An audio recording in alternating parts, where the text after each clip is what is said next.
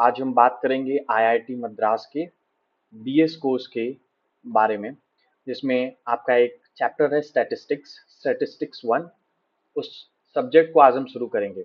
अगर किसी स्टूडेंट्स को और भी कुछ डाउट हो, जैसे कि फाउंडेशन लेवल या क्वालिफायर लेवल के लिए ये है, तो एक्चुअली ये फाउंडेशन और क्वालिफायर लेवल दोनों के लिए है। जिन जो स्टूडेंट्स फाउंडेशन कर रहे हैं, मतलब वो जेई एंट्री के थ्रू आए हैं, वो भी यही टॉपिक पढ़ेंगे, और जो स्टूडेंट्स रेगुलर बेसिस के एंट्री पे आए हैं वो भी यही पढ़ेंगे। उनका जो क्विज वन होगा एज क्वालिफायर ट्रीट किया जाएगा, और उनका क्विज वन और क्वालिफायर का मार्क सेम ऐड किया जाएगा, और जो स्टूडेंट्स फाउंडेशन लेवल से हैं उनको क्विज वन सेम तरीके से ऐड किया जाएगा। अब हम लोग आगे बढ़ेंगे ताकि ये चैप्टर हम शुरू कर सके। तो सबसे पहले जो चैप्टर है ये स्टैटिस्टिक्स, हम पहले बेसिक से शुरू करेंगे कि स्टैटिस्टिक्स होता क्या है। तो मैं आपको इस में पढ़ाऊंगा, कुछ टेक्स्ट से पढ़ाऊंगा, कुछ अपने नोट से पढ़ाऊंगा। जो चीज आपको अच्छी लगे आप उससे आगे प्रेफरेंस ले सकते हैं। तो सबसे पहले हम आगे बढ़ेंगे कि स्टैटिस्टिक्स होता क्या है। सबसे मेन क्वेश्चन हमारा ये है। कुछ लोग नए होंगे स्टैटिस्टिक्स के फील्ड में और कुछ लोग पहले से जानते होंगे, तो दोनों लोगों को एक साथ लेके आगे बढ़ेंगे। तो स्टैटिस्टिक्स एक तरीके की आर्ट है, लर्निंग फ्रॉम डेटा। डेटा से लर्न करने की कोई भी चीज जो होती है उसको स्टेटिस्टिक्स कहते हैं। अब कैसी लर्निंग्स डेटा से, ये अब हम आगे चल के सीखेंगे। It is concerned with the collection of data. जब भी स्टेटिस्टिक्स की बात आती है तो हमेशा डेटा की बात आएगी, कलेक्शन ऑफ डेटा की बात आएगी, और उनके सब्सिक्वेंट डिस्क्रिप्शन के बारे में बात आएगी। एक और बात कि जब भी हम स्टेटिस्टिक्स की बात करेंगे तो हम डेटा से तो लर्न करेंगे, कलेक्शन ऑफ डेटा तो होगा, लेकिन सिर्फ इतना ही नहीं होगा।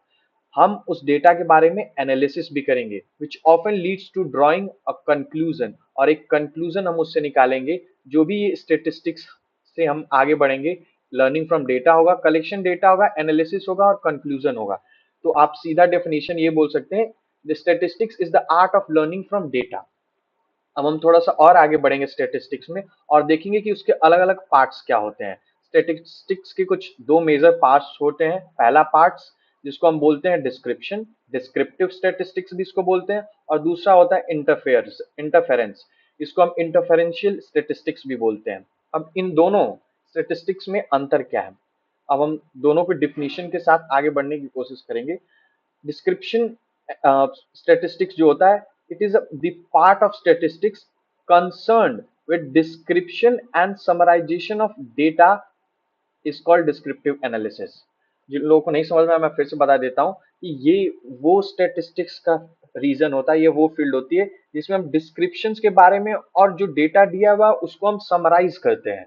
मतलब जो डेटा दिया है हम उसको पूरा पढ़ेंगे, उसमें से सारी वैल्यूज निकालेंगे और उसको समराइज करके कोई एक कंक्लूजन पे पहुंचेंगे, उसको हम डिस्क्रिप्टिव स्टेटिस्टिक्स कहते हैं। मैं आगे आपको समझाऊंगा कि ये डिस्क्रिप्टिव स्टेटिस्टिक्स जो होता है ये क्या अंतर होता है इंटरफेरेंस से। अब हम आते हैं दी इंटरफेरेंस पे।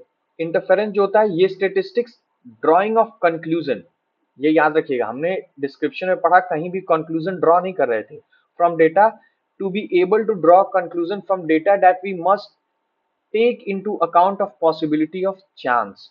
न इसमें चांस की बात थी और ना कोई ऐसा ड्राइंग कंक्लूजन था। लेकिन जो अब हम इंटरफेरेंस पे जब आए हैं तब हम यहाँ पे चांस की बात कर रहे हैं, कंक्लूजन ड्रॉ करने की बात कर रहे हैं। मतलब जो डिस्क्रिप्शन था हम उसमें सिर्फ वही पढ़ रहे थे जो उस डेटा में दिया हुआ था, और इंटरफेरेंशियल स्टेटिस्टिक्स में हम वो पढ़ते हैं जो डेटा में दिया हुआ हो और उसमें से हम कुछ चीजें बाहर निकाल के उसमें से अपने कंक्लूजन के लिए यूज करें। मतलब वो एक्चुअली में दिख तो नहीं रहा है, लेकिन हम उस डेटा का इस्तेमाल करके उस टॉपिक में से कुछ कंक्लूजन निकालना चाहते हैं। ये होता है डिस्क्रिप्शन और इंटरफेरेंस में डिफरेंस। अब हम आगे बढ़ते हैं कुछ दो टॉपिक्स पे। अभी हम कुछ बेसिक बेसिक टॉपिक्स टच करेंगे जिससे कि हम आगे बढ़ सकें। फिर उसके बाद हमारा एक टॉपिक आता है पॉपुलेशन एंड सैंपल। अब ये दोनों चीजें क्या होती हैं, काफी इंपॉर्टेंट होती हैं, ये पूरे स्टेटिस्टिक्स में आपको देखने को मिलेगा। Population, the total collection of all elements is called population. जिस भी एलिमेंट के एरिया में हम कंसर्न्ड है या इंटरेस्टेड है, उसके जितने भी एलिमेंट्स होते हैं उन सबको हम पॉपुलेशन कहते हैं। और उन पॉपुलेशन में से छोटा छोटा जो हिस्सा होता है, तो सब group of population is called samples. उन पॉपुलेशंस के छोटे छोटे सैंपल्स को या छोटे छोटे हिस्से को हम सैंपल्स कहते हैं। आप देख सकते हैं मैंने एक आप लोगों के लिए फॉर्मेट पहले से रेडी करके रखा है कि अगर ये जो ब्लू बॉक्स है, ये जो ब्लू बॉक्स आप देख रहे हैं, अगर ये ब्लू बॉक्स एक तरीके से पॉपुलेशन है, मतलब इन सारे एलिमेंट्स के बारे में हमको बात करना है, तो इससे जो छोटे छोटे हिस्से निकले हैं, ये हिस्सा जिसमें येलो रेड और ग्रीन दोनों है, इसमें सिर्फ येलो है, इसमें रेड रेड ग्रीन, इसमें ग्रीन ग्रीन रेड, मतलब इसके जो वो छोटे छोटे हिस्से हैं उन चीजों से कंसर्न है, वो सैंपल्स होते हैं। ये तो एक पिक्टोरियल रिप्रेजेंटेशन था। अगर हम न्यूमेरिकल रिप्रेजेंटेशन पे हैं तो कुछ हमें न्यूमेरिकल रिप्रेजेंटेशन ऐसे दिखेगा कि अगर हमारे पास ये नंबर्स कुछ दिए हुए हैं 1 2 3 4 5 6 7 8 9 10, इनको हम अगर पॉपुलेशन की तरफ ट्रीट करते हैं, मतलब इन सारे एलिमेंट से ही हमको काम है, तो इनके जो छोटे छोटे हिस्से होंगे जैसे 2 3 4 5 6 1 6 7 9 10 और 4 6 8 10, ये सारे छोटे छोटे सैंपल्स हैं इस पॉपुलेशन के। मतलब ये तो एक बड़ा ग्रुप है और इसमें से कई सारे छोटे छोटे ग्रुप्स निकले हैं। ग्रुप्स का मतलब कि कई सारे एलिमेंट नहीं, अगर सिर्फ 6 या सिर्फ अकेले 5 भी होता तो भी वो सैंपल होता। अब हम लोग अपने अगले टॉपिक्स की तरफ, पॉइंट्स की तरफ आगे बढ़ेंगे।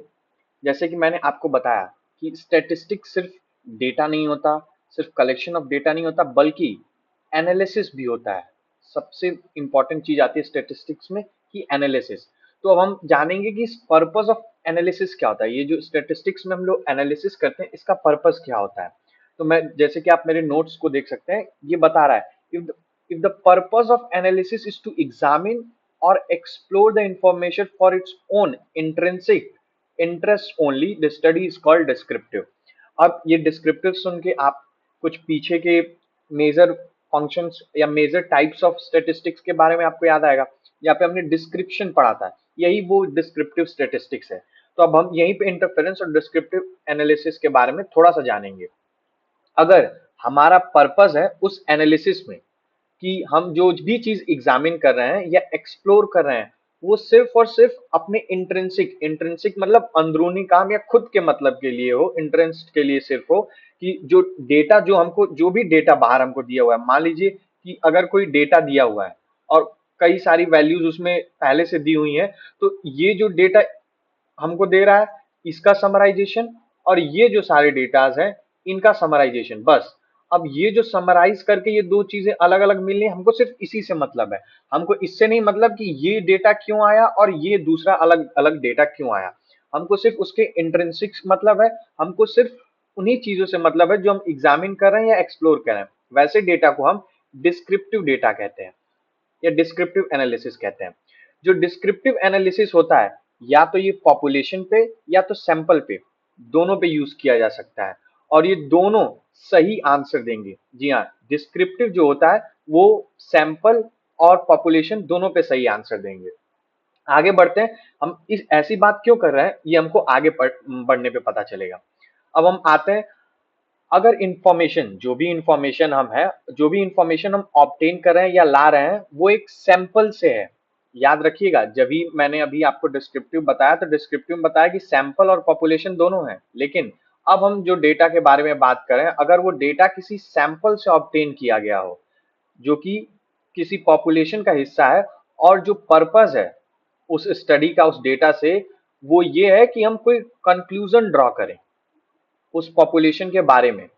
अब ध्यान दीजिएगा, थोड़ी सी ध्यान में रहने वाली बात यह है, फिर से मैं आपको ये डेफिनेशन पढ़ के सुना देता हूं कि the information obtained from a sample of a population, and the purpose of the study is to use that information to draw the conclusion about the population, and study is called inferential study, जो कि interference statistics ही होता है।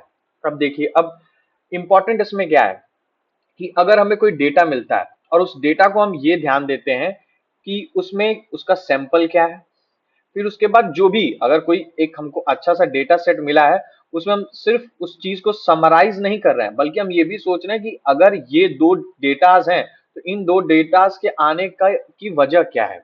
ये जो भी अलग, और अगर हम टॉप वाले डेटाज के बारे में बात करते हैं तो भी हम सोचते हैं कि इनकी वजह क्या है। मतलब अब हम सिर्फ ये नहीं, अब जो डेटा दिया हुआ है सिर्फ उसको हम देख के नहीं आगे बढ़ रहे हैं, बल्कि हम ये भी सोच रहे हैं और हम ये भी कंक्लूजन निकाल रहे हैं उस डेटा से कि ऐसा क्यों हो रहा है। वैसे डेटा को इन्फरेंशियल स्टेटिस्टिक्स में लाया जाता है। इन्फरेंशियल जो होता है ये मोस्टली पॉपुलेशन के सैंपल्स पे यूज किया जाता है, based on the information about from samples, और इसीलिए इसको इन्फरेंशियल बोलते हैं। एक और बात, जैसे कि इंटरफेरेंस में हमने बात किया कि इंटरफेरेंस में या तो पॉपुलेशन हो सकता है या तो सैंपल, दोनों हो सकता है। सॉरी, मैं डिस्क्रिप्टिव में या तो पॉपुलेशन हो सकता है या तो सैंपल, दोनों हो सकता है। मोस्टली इंटरफेरेंस में ज्यादातर हम सैंपल्स के ही बारे में बात करेंगे। अगर कोई बड़ा सा हिस्सा है तो उसके छोटे से हिस्सों को लेके हम उस पर इंटरफेरेंस निकालते हैं और बड़े वाले पॉपुलेशन के बारे में हम डिसीजन लेते हैं। लेकिन जो डिस्क्रिप्टिव होता है उस पर हम पॉपुलेशन या सैंपल जो भी दिया उन दोनों पर करेंगे, और जो दिख रहा सिर्फ वही डिसाइड करेंगे। तो अब यहां से एक और बात उठती है कि जो डिफरेंशियल या सॉरी जो डिस्क्रिप्टिव इंटरफेरेंस होता है ये ज्यादा प्रिसाइज होता है इन कंपैरिजन टू इंटरफेरेंस। क्यों? क्योंकि हम किसी एक पॉपुलेशन और सैंपल के बारे में बात कर रहे हैं, हम उसी के बारे में समराइज कर देंगे। लेकिन जब हम इंटरफेरेंस के बारे में बात करेंगे तो हम पढ़ेंगे तो सैंपल, लेकिन हम रिजल्ट किसके बारे में निकाल रहे हैं? हम रिजल्ट निकाल रहे हैं पॉपुलेशन के बारे में। हमारे पास है इतना छोटा हिस्सा और हम आंसर किसी चीज का निकाल रहे हैं इतने बड़े हिस्से का, ये प्रॉब्लम दे रहा है। अगर हमारे पास 1 और 2 सिर्फ है और हम उस सैंपल का यूज करके कोई एक कंक्लूजन ड्रॉ कर रहे हैं जो 1 से 10 तक का है, तो ये मोर प्रिसाइज नहीं है। मोर प्रिसाइज है वो डिस्क्रिप्टिव डेटा। तो ये थोड़ा थोड़ा डिफरेंस था। अब हम आगे बढ़ेंगे, स्टेटिस्टिक्स के कुछ मेजर चीजों के बारे में जाना, स्टेटिस्टिक के डेटा टाइप्स के बारे में जाना। अब हम जानेंगे कि डेटा क्या होता है। ये आप हर जगह सुनते आ रहे होंगे स्टार्टिंग से, डेटा डेटा डेटा। डेटा है क्या? अब हम आगे बढ़ेंगे अपने नोट्स को यूज करते हुए कि data are the facts and figures collected to analyse, summarise, for presentation and interpretation. मतलब कोई अगर आपको डेटा दिया हुआ है या कोई आपको ऐसी चीज दी हुई है जिसमें फैक्ट्स हों, फिगर्स हों, और उनको एनालिसिस करके आप एक रिप्रेजेंटेशन बना सके, किसी भी चीज का रिजल्ट आप ला सकें, उसको हम बोलते हैं डेटा। स्टेटिस्टिक्स, ये काफी इंपॉर्टेंट लाइन है, ये काफी इंपॉर्टेंट लाइन है जो मैं अब आपको बताऊंगा कि स्टेटिस्टिक्स जो होता है ये डेटा पे कंप्लीटली रिलाई करता है, जो भी इंफॉर्मेशन हमारे चारों तरफ है। स्टेटिस्टिक्स बिना डेटा के कुछ नहीं है। जब तक डेटा नहीं होगा हम स्टेटिस्टिक्स के बारे में बात ही नहीं कर पाएंगे, क्योंकि स्टेटिस्टिक कंप्लीटली रिलाई करता है डेटा पे। अब फिर से वही क्वेश्चन कि हम डेटा कलेक्ट ही क्यों करते हैं। तो पहले तो मैंने एक तरीके से आपको ऊपर ही आंसर दे दिया था कि जब डेटा रहेगा तभी हम स्टेटिस्टिक्स के बारे में बात कर पाएंगे। हमारा नोट्स क्या कहता है कि interested in knowing all the characteristic of some groups, people, places, things और इवेंट्स। अगर हम कुछ इवेंट के बारे में, किसी ग्रुप के बारे में, किसी लोग के बारे में पता हम करने की कोशिश करते हैं तभी हम डेटा कलेक्ट करते हैं। अगर हम सोच रहे हैं कि हमारे इलाके में 5 लोग हैं, अब इन लोग 5 लोगों की एज क्या है, तो अब उसके लिए उनके चीजों के बारे में, उनके एज के बारे में हम इंटरेस्टेड हैं, तो अब हम उसके लिए डेटा कलेक्ट करेंगे। हमें पता चलेगा कोई 20 साल का है, कोई 30 साल का है, ऐसे कर करके आगे तक चीजें बढ़ती चली जाएंगी। इसके लिए हमको डेटा कलेक्ट करना पड़ेगा। और ये जो भी हम डेटा कलेक्ट कर रहे हैं, ये हम क्यों कलेक्ट कर रहे हैं? क्योंकि हम इन लोगों के बारे में और भी इंफॉर्मेशन कलेक्ट करना चाहते हैं, हम इंटरेस्टेड हैं। अब डेटा कलेक्शन 2 तरीके से होते हैं। पहला डेटा कलेक्शन का तरीका क्या होता है, जो कि मैं यहाँ पे आपको डिनोट कर रहा हूँ। एक तो जो डेटा होता है पब्लिश डेटा होता है, मतलब ये डेटा पहले से ही आपको अवेलेबल होगा, ऑनलाइन अवेलेबल होगा, ऑफलाइन अवेलेबल होगा, पेपर्स में होगा। कुछ डेटा अवेलेबल नहीं होते हैं, और उन डेटा के लिए हमको क्या करना पड़ता है? वो खुद डेटा हमको जनरेट करने पड़ते हैं या तो कलेक्ट करने पड़ते हैं। जैसे कि अगर अलग अलग साइट्स हैं, वो अलग अलग साइट्स आपको बताते हैं कि इंडिया का लिटरेसी रेट क्या है, इंडिया का जेंडर रेट क्या है, इंडिया की पॉपुलेशन क्या है, और भी सारी चीजें। लेकिन अगर आपको ये जानना हो कि आपके सोसाइटी में कितने मेल है जो कि 20 ईयर्स एज से ऊपर है, कितने फीमेल हैं जो 10 ईयर्स के एज से ऊपर है, तो ये सारी डेटा अब आपको कलेक्ट करना पड़ेगा खुद से या जनरेट। ऐसा हो सकता है कुछ सोसाइटी में पहले से ही हो, लेकिन एक्चुअली में ये डेटा उनको भी कलेक्ट ही करना पड़ेगा। और कुछ डेटा जो पहले से ही पब्लिश होते हैं। तो मैं एक आपको इंपॉर्टेंट बात बता दूं, इस टॉपिक में या चैप्टर में जो भी हम पढ़ेंगे, हम मोस्टली पब्लिश डेटा के बारे में ही पढ़ेंगे। जो नॉट पब्लिश डेटा है, जो डेटा पब्लिश नहीं है या जो कलेक्ट करना है, हमको उसके बारे में नहीं पढ़ना है। अब हम आते हैं डेटा के टाइप्स पे। दो तरीके के डेटा होते हैं, एक अनस्ट्रक्चर्ड डेटा, एक स्ट्रक्चर्ड डेटा। मुझे जहां तक लग रहा होगा कि नाम से आप समझ चुके होंगे कि क्या है स्ट्रक्चर और अनस्ट्रक्चर्ड, लेकिन अगर नहीं समझ में आया तो मैं हूं यहाँ पे आप लोगों को समझाने के लिए बहुत ही आसान तरीके से। पहले हम बात करेंगे स्ट्रक्चर्ड डेटा के बारे में। स्ट्रक्चर्ड डेटा बोलता है the data which are represented in formal manners with complete information and science are called structured data. जो भी डेटा है जो कंप्लीट साइन फॉर्मल मैनर में दिखाया गया है उनको स्ट्रक्चर्ड डेटा बोल सकते हैं। एग्जांपल आप देख सकते हैं अपने स्क्रीन के लेफ्ट बॉटम साइड पे, एक यहाँ पे एप्स की रेटिंग दी हुई है। ये सारे एप्स हैं, ऐप 1 से लेके ऐप 3 तक, और कुछ यूजर्स हैं, उन यूजर्स ने अपनी रेटिंग दी हुई है, 9 यूजर्स हैं, और वो रेटिंग्स क्या क्या है यहाँ पे हमने उसको आराम से डिनोट किया है। ऊपर हमने ऐप का नाम लिखा है, यूजर लिखा है, कौन से यूजर्स हैं, और उन्होंने क्या रेटिंग दी है उस ऐप को ये भी लिखा है। तो ये स्ट्रक्चर्ड डेटा है, यानी यहाँ पे हम आराम से देख सकते हैं कि कौन सा ऐप है, कौन सा यूजर है और उसने क्या रेटिंग दी हुई है। इस तरीके के डेटा को हम कहते हैं स्ट्रक्चर्ड डेटा। अब हम दूसरे तरीके के डेटा पे आते हैं, जिस तरीके के डेटा की बात करेंगे कि the data without formal information in appropriate entries are called unstructured data. जैसे कि आपने देखा यहाँ पे फॉर्मल एंट्रीज थी, जैसे कि हम इस पे आए कि ऐप 2 को यूजर 4 ने क्या रेटिंग दी, 5 रेटिंग दी। ऐप 3 को यूजर 8 ने क्या रेटिंग दी, 4 दी। ये स्ट्रक्चर्ड डेटा है, फॉर्मल मैनर से अप्रोप्रिएट एंट्रीज है। लेकिन अगर अपने स्क्रीन के आप बॉटम राइट कॉर्नर पे देखें तो यहाँ पे आपको कुछ अलग देखने को मिलेगा। अगर कोई डेटा यहाँ पे है, किसी एक एंट्री के बारे में हम बात करना चाहते हैं, हम यहाँ पे लिखते हैं कि वो 2 बजे घर से आता है, उसके परिवार में 10 लोग हैं, उसके फ्लोर पे उसके फ्लोर पे 4 कमरे हैं, वो उसकी सैलरी 20,000 है। तो ये कोई तरीका नहीं है। यानी अगर हम एक के बारे में ऐसा लिखते हैं, अगर हम 2 लोगों के बारे में चाहेंगे तो फिर हमको ये पूरा मेथड बनाना पड़ेगा।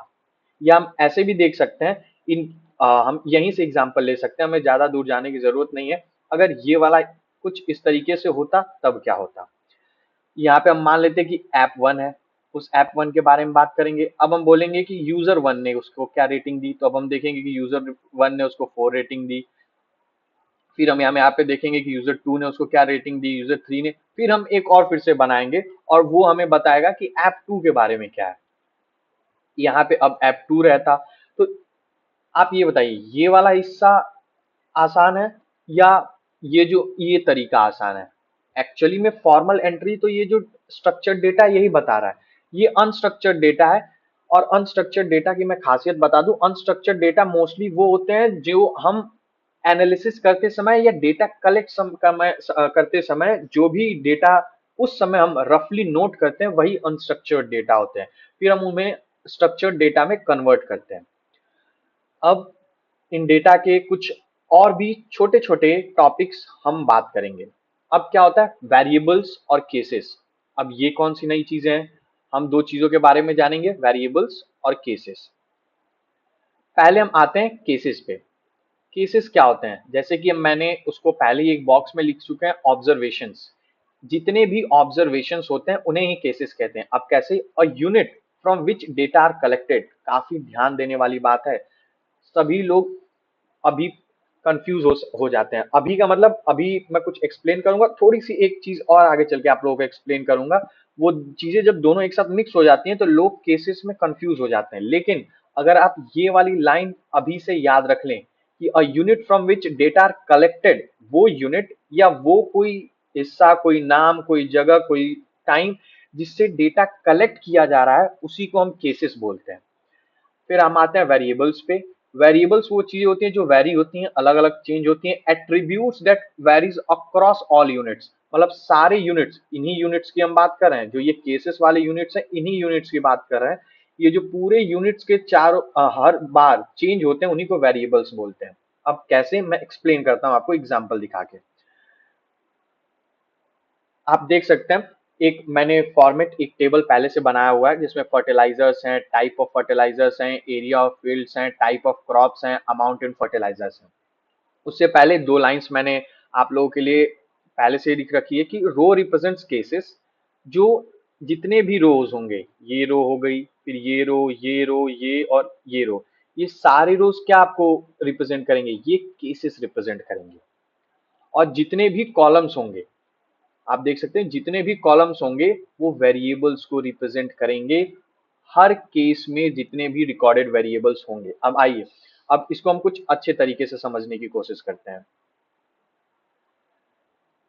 मैंने पहले ही बता दिया था कि केसेस किसको कहते हैं, केसेस उन यूनिट्स को कहते हैं जिनके बारे में हम डेटा कलेक्ट कर रहे हैं। तो डेटा हम किसके बारे में कलेक्ट कर रहे हैं, नाइट्रोजन के बारे में। डेटा हम किसके बारे में कलेक्ट कर रहे हैं, मैन्योर के बारे में। डेटा हम किसके बारे में कलेक्ट कर रहे हैं, फास्फोरस के। और ऐसे ही 5 चीजों के बारे में डेटा कलेक्ट कर रहे हैं। तो ये जो एक एक चीजें हैं, ये जो एक एक यूनिट्स हैं, इन्हीं यूनिट्स को हम केसेस यहाँ पे बोलेंगे। ये पांचों जो है ये केसेस हैं। अब हम आगे बढ़ते हैं। अब टाइप्स ऑफ फर्टिलाइजर जो है ये वेरिएबल है। क्यों?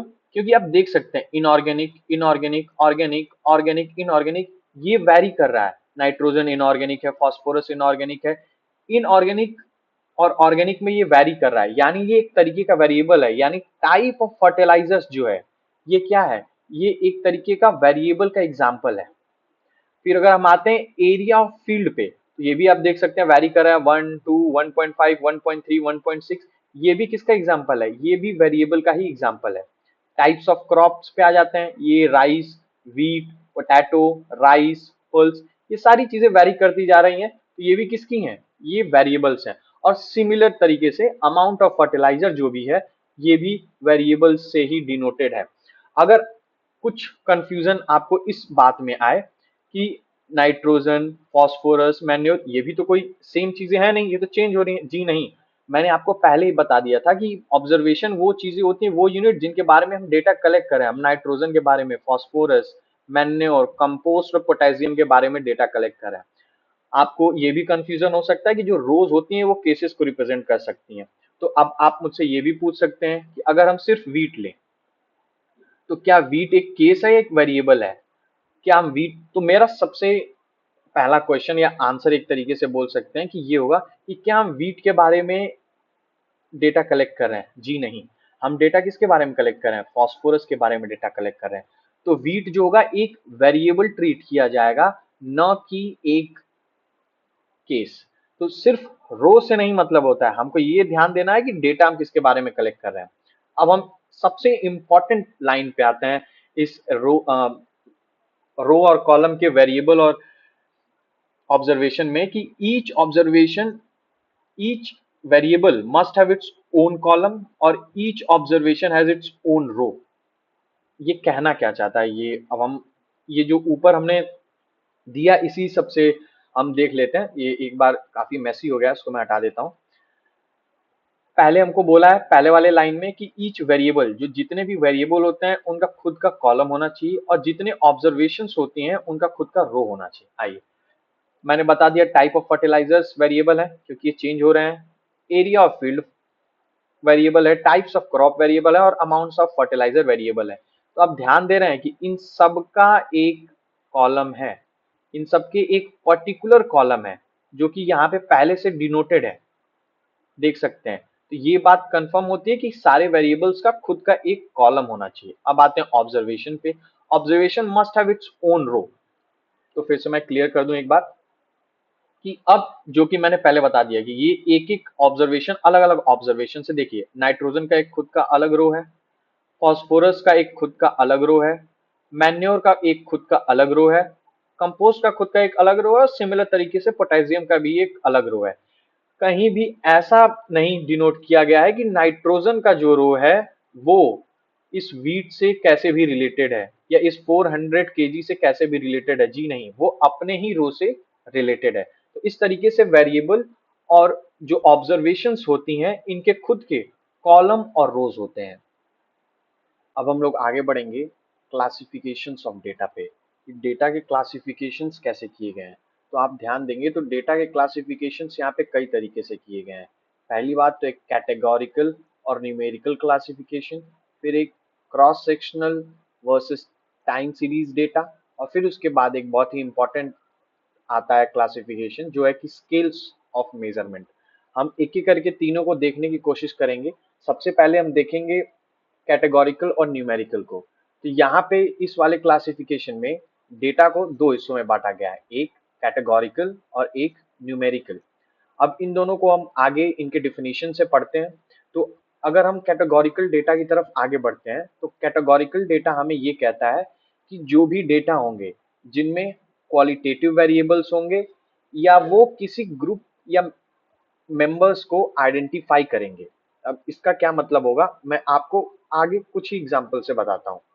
फिर एक और आता है जो होता है न्यूमेरिकल डेटा। वो कैसा होता है, यहाँ पे आपने ध्यान दिया ये क्वालिटेटिव था, लेकिन न्यूमेरिकल डेटा क्वांटिटिव होता है। मतलब इसमें न्यूमेरिक होते हैं, इसमें नंबर्स होते हैं। जैसे आपने देखा ये डिस्क्राइब करते हैं किसी भी चीज की प्रॉपर्टी को नंबर्स से, इसमें मेजरमेंट्स यूनिट्स होती हैं।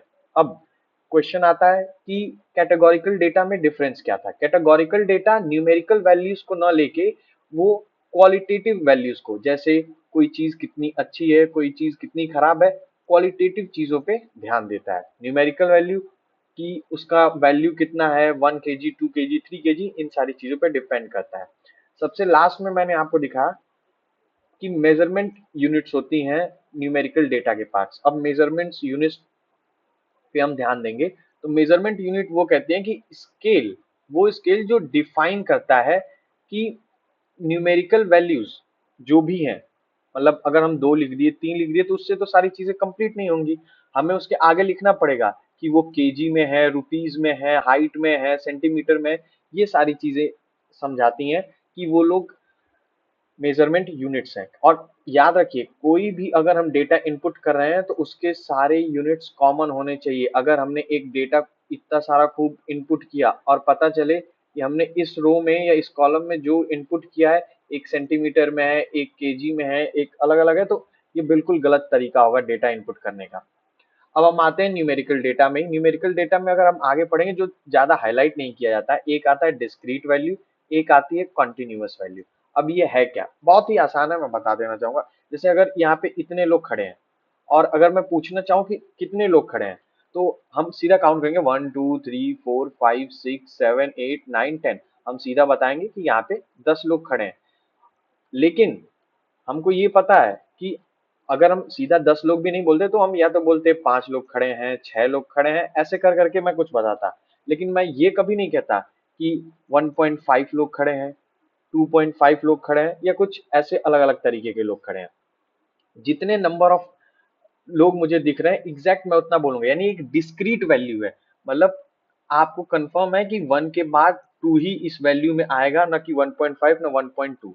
कॉन्टिन्यूअस वैल्यू क्या है, जैसे किसी भी चीज का एरिया, एरिया अब किसी भी चीज का 1 हो सकता है, 1.5 हो सकता है, डिफरेंट हो सकती है चीजें, अलग अलग हो सकती हैं, तो उनको कॉन्टिन्यूअस बोलते हैं।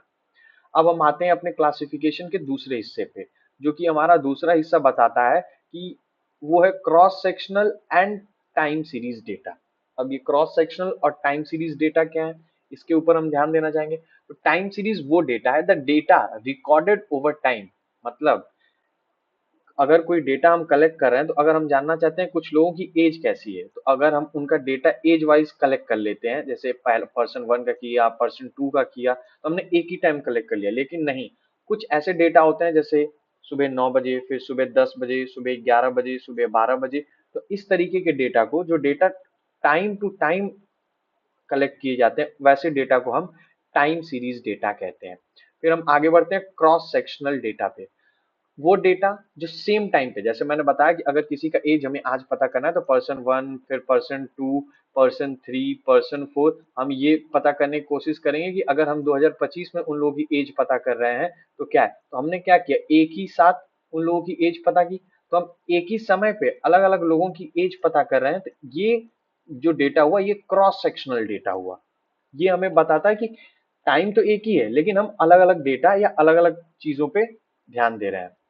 अब जैसे मैं एग्जांपल दिखा सकता हूँ टाइम सीरीज डेटा की आपको यहाँ पे, कि देखिए जैसे एक चीज हमने 1 मार्च को किया, उसका क्वांटिटी 0 था, काउंट 21 था, 24। फिर हमने चीजें वही रखी, क्वांटिटी, कॉस्ट और सेलिंग प्राइस, लेकिन डेट हम चेंज करते गए, 1 तारीख, 2 तारीख, 3 तारीख, 4 तारीख, 5, और करते करते हमने पूरे मार्च तक का डेट कलेक्ट किया।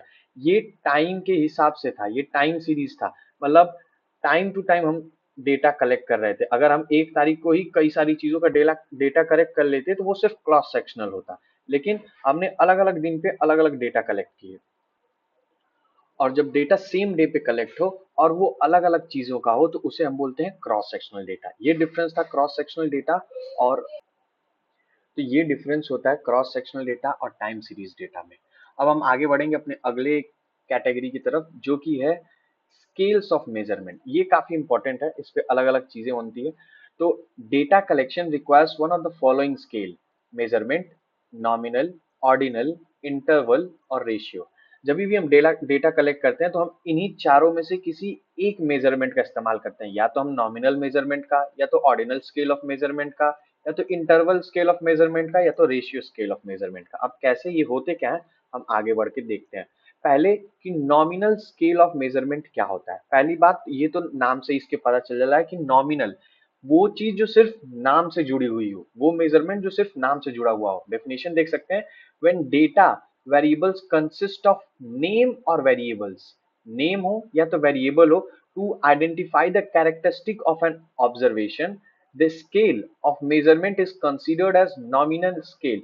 जो स्केल ऑफ मेजरमेंट होती है जिसमें सिर्फ नाम या वेरिएबल हो, उस तरीके के स्केल ऑफ मेजरमेंट को हम बोलते हैं नॉमिनल स्केल। जैसे अगर किसी के नेम के बारे में बात करें, किसी के स्कूल के बोर्ड के बारे में बात करें, किसी के जेंडर के बारे में बात करें, किसी के ब्लड ग्रुप के बारे में बात करें, तो अगर नेम के बारे में बात करेंगे तो रमेश, सुरेश, भूपेश, अलग अलग नाम है। बोर्ड के बारे में बात करेंगे सीबीएसई, आईसीएसई, स्टेट बोर्ड, अलग अलग बात करेंगे। जेंडर के बारे में बात करेंगे मेल फीमेल बात करेंगे। ब्लड ग्रुप के बारे में बात करेंगे ए पॉजिटिव, बी पॉजिटिव, ए निगेटिव, बी निगेटिव, अलग अलग चीजें। तो हम एक तरीके से तो डेटा कलेक्ट ही हम कर रहे हैं, इन सारी चीजों का हम डेटा कलेक्ट कर रहे हैं, इतने सारे हम डेटा एक साथ कलेक्ट कर रहे हैं। लेकिन हम कुछ ऐसा डेटा डेटा कलेक्ट कर रहे हैं जो कि हमें नॉमिनल यानी सिर्फ नेम वाइज पे है, जैसे कि जेंडर है मेल फीमेल, या तो उस पर्सन का हम नाम ले रहे हैं या तो उसके हम बोर्ड का नाम ले रहे हैं, तो एक तरीके से नाम है। Sometimes the nominal variable might be numerically coded. अब सिर्फ ऐसा जरूरी नहीं है कि सिर्फ अगर हम नॉमिनल स्केल ऑफ मेजरमेंट में है और नाम से डील कर रहे हैं या वेरिएबल से डील कर रहे हैं तो वो सिर्फ और सिर्फ नेम या स्ट्रिंग ही होगी, वो न्यूमेरिकल कोडेड भी हो सकता है। अब कैसे? अगर कोई पर्सन है जिसका जर्सी नंबर हम ले रहे हैं, अगर हम मान लेते हैं कोई प्लेयर है जिसका जर्सी नंबर 1 है, तो आप ये बताइए क्या ये 1 किसी न्यूमेरिकल वैल्यू को रिप्रेजेंट कर रहा है? बिल्कुल नहीं। अगर हम बोल दें उस प्लेयर का जर्सी नंबर 1 है, तो वो एक तरीके से कोई न्यूमेरिकल वैल्यू नहीं, वो तो एक उसके नाम को, उसके जर्सी के नाम को रिप्रेजेंट कर रहा है। अगर कोई पर्सन है उसके जर्सी का नंबर 2 है, तो हम ये थोड़े बोलेंगे कि वो पर्सन नंबर 2 है, या हम उसको ये थोड़े बोलेंगे कि वो इंसान 2 है। ऐसा बिल्कुल नहीं, ये एक तरीके से 2 है 1 है, ये पूरा अलग है मैथमेटिक्स के कैलकुलेशन से। तो इस तरीके से there is no ordering in the variable nominal name category without implying orders। अभी ऑर्डर की क्या बात है? अगर हम आगे बढ़े तो जैसे हम जर्सी नंबर में ले लेते हैं, एक जर्सी नंबर 1 है, एक जर्सी नंबर 2 है, क्या हम इन दोनों में से किसी को ऑर्डर दे सकते हैं?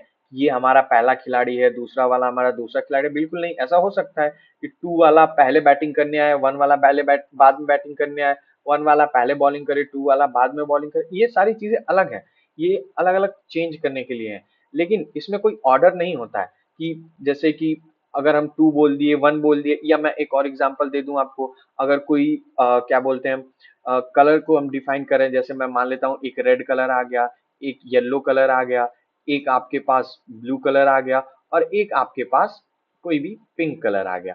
अब ये जो हमने डेटा कलेक्ट किया है, या ये जो भी कैटेगरी है डेटा की, ये नॉमिनल है, रेड है, येलो है, ब्लू है, पिंक है, ये सिर्फ नाम डिनोट कर रहे हैं, ये कोई ऑर्डर नहीं। अब हम इसमें ऑर्डर थोड़े दे सकते हैं कि पहले रेड ही आएगा, फिर येलो ही आएगा, फिर ब्लू ही आएगा, फिर पिंक ही। ये हम इसको उल्टा ऑर्डर तो नहीं दे सकते हैं, ये एक तरीके से इसका ऑर्डर डिफाइन नहीं होता है। इस तरीके के डेटा को हम नॉमिनल डेटा बोलते हैं। अब हम आगे बढ़ते हैं अपने अगले डेटा के कलेक्शन की तरफ, जो कि है हमारा ऑर्डिनल स्केल ऑफ मेजरमेंट।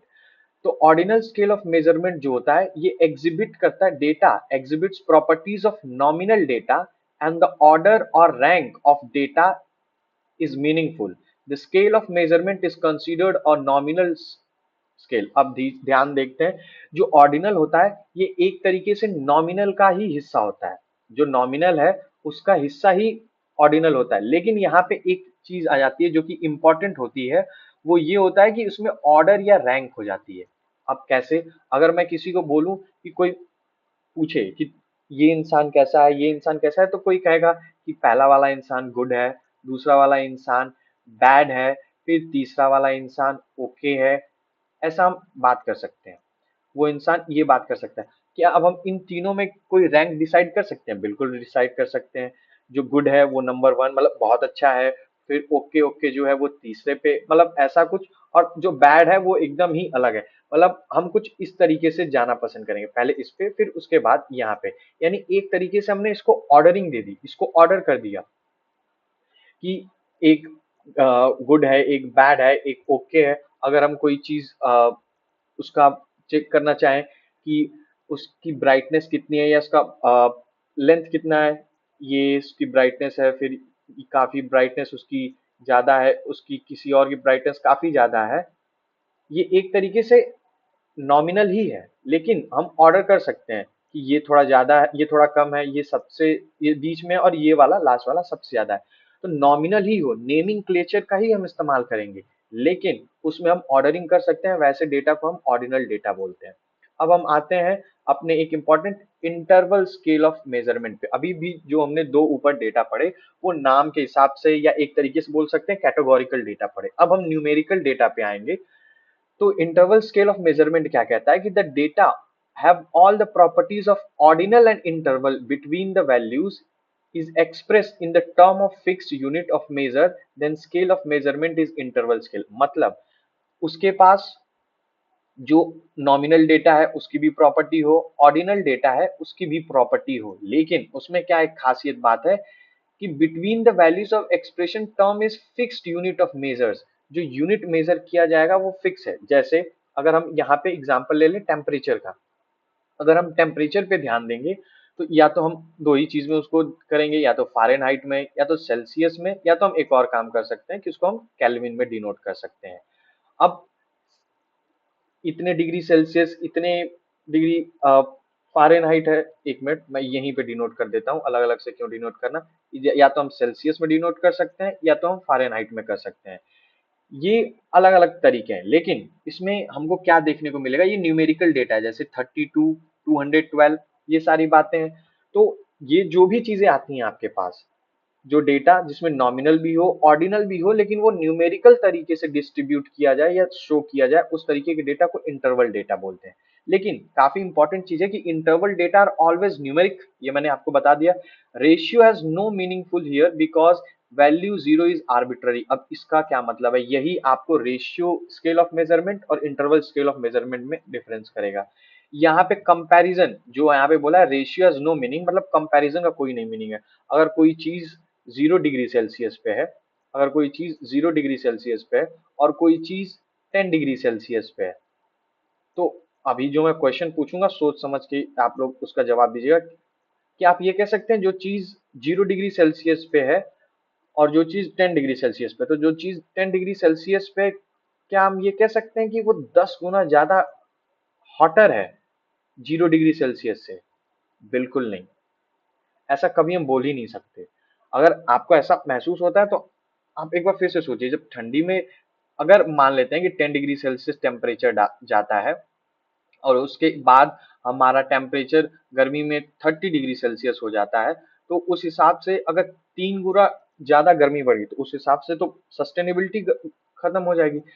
यानी कंपैरिजन जहां न किया जा सके, वैसे न्यूमेरिक डेटा को हम इंटरवल डेटा बोलते हैं। लेकिन फिर आता है रेशियो स्केल ऑफ मैनेजमेंट और रेशियो स्केल ऑफ मेजरमेंट। जब ये रेशियो स्केल ऑफ मेजरमेंट पे हम आगे बढ़ते हैं तो वो सारी डेटा, वो सारी प्रॉपर्टीज जो इंटरवल के पास होती है, लेकिन यहाँ पे दो रेशियो का मीनिंग होता है। रेशियो का मीनिंग का मतलब दो के बीच के कंपैरिजन में मीनिंग होती है। जैसे हाइट, विड्थ, ये सारी चीजें, जैसे अगर कोई 1 सेंटीमीटर बड़ा है और कोई 2 सेंटीमीटर बड़ा है, तो आप ये कह सकते हैं कि दोनों में 2 गुने का अंतर है। कोई 3 सेंटीमीटर बड़ा है, कोई 6 सेंटीमीटर, दो का अंतर है। अगर कोई 1 सेंटीमीटर कोई चीज चौड़ी है, कोई 2 सेंटीमीटर चौड़ी है, तो उसको आप बोल सकते हैं वो 2 गुने का है। लेकिन आप ये नहीं बोल सकते कि अगर 5 डिग्री सेल्सियस है और अगले दिन 10 डिग्री सेल्सियस है तो जो जितनी गर्मी कल थी उसकी 2 गुनी गर्मी कल है। ये तो बिल्कुल नहीं बोल सकते हम। और एक और सबसे आसान चीज रेशियो स्केल ऑफ मेजरमेंट को खोजने की ये होती है कि उसमें चारों, जो भी चार हमारे मैथ के ऑपरेटर्स होते हैं सारे इस्तेमाल होते हैं। सब्सट्रैक्शन, एडिशन, डिवीजन और मल्टीप्लिकेशन। फिर उसके बाद अब यहाँ पे मैं आपको समराइज कर देना चाहूंगा, अगर अभी भी कुछ समझने में दिक्कत हुई होगी इस टॉपिक में। सबसे पहले आता है नॉमिनल। नॉमिनल स्केल क्या कहता है कि ये नेम होता है, जैसे ब्लड ग्रुप हुआ और सारी चीजें हुई, ये नेम्ड कैटेगरीज है, मतलब नाम के हिसाब से इस पे हम आगे बढ़ते हैं। ऑर्डिनल में आते हैं, इसमें नेम तो होता है, जैसे यहाँ पे सिर्फ नेम कैटेगरीज था, लेकिन वो ऑर्डर्ड हो जाते हैं, जैसे रैंकिंग हो जाती है। अगर हम बोलें अच्छा, खराब, बहुत अच्छा, तो सबसे पहले बहुत अच्छा, फिर खराब, कुछ इस तरीके का। फिर आते हैं इंटरवल स्केल पे, वो चीजें जिनमें न्यूमेरिक चीजें होती हैं। नो एब्सोल्यूट जीरो का मतलब कभी भी 0 डिग्री सेल्सियस से टेम्परेचर नहीं स्टार्ट होता है, टेम्परेचर बहुत ही नीचे डाउन तक जाता है, वो भी जीरो से स्टार्ट नहीं हो सकता है। वो चीजें जो जीरो से कभी स्टार्ट ही नहीं हो सकती, उसके नीचे भी जा सकते हैं, वो इंटरवल स्केल में आती है और उनका कंपैरिजन नहीं होता है। रेशियो स्केल, जिनके कंपैरिजन हो सकते हैं, जैसे कि हाइट हमेशा 0 मीटर से ही शुरू होगा, कभी -1 से तो नहीं शुरू होगा, तो ये सारी चीजें, तो ये आपको बनाती हैं रेशियो स्केल। और इसके साथ हम वीक 1 स्टैटिस्टिक्स खत्म करते हैं। थैंक यू एवरीवन, जय हिंद।